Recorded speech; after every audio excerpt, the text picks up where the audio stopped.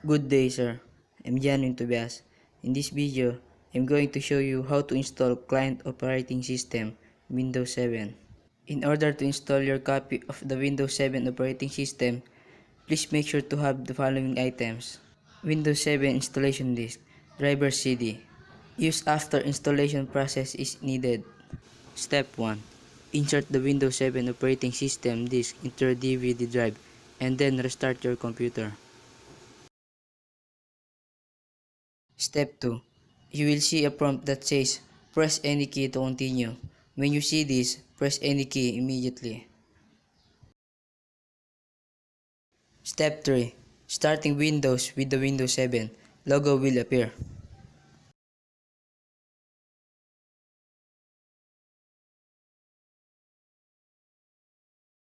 Step 4.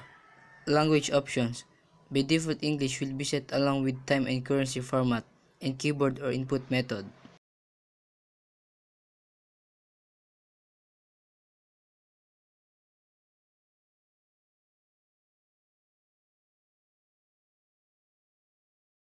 Step 5. Click Install Now.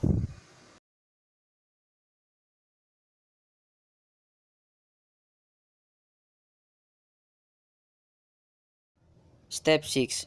End User's License Agreement. Check the box to accept and click Next.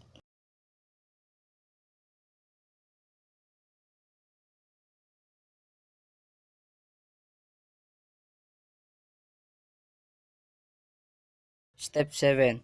Which type of installation? Window will appear. Upgrade will be grayed out. The only option you should be able to choose is Custom Advanced.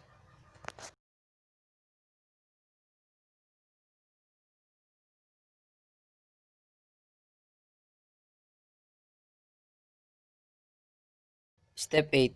Where do you want to install Windows? Make sure the partition is highlighted. Step 9.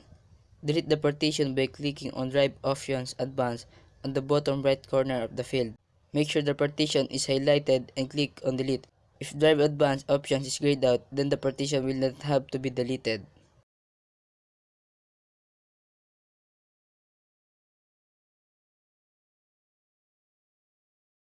Step 10. Disk 0 unallocated space should be the only listing at this point. If it is, press Next. If not, please proceed to delete any additional partition that may be listed.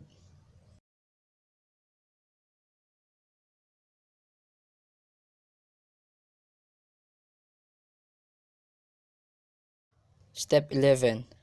The next screen will show installing Windows. This process should take approximately 10 minutes, after which the system will reboot. Do not press any keys during this boot up process so as to not disturb the rest of the installation.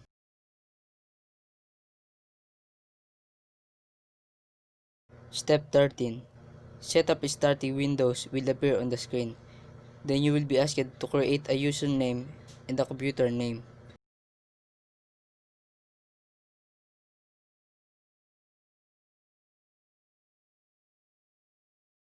Step 14. The next step will prompt you to create a password for your account. Optional.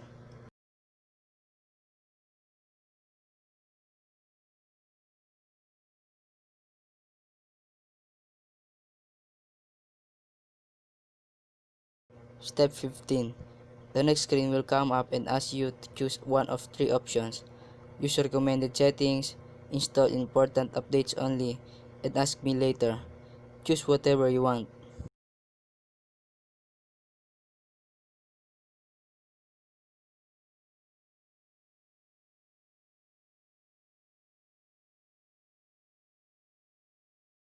Step 16. The screen will allow you to choose your local time zone and also adjust the date and time.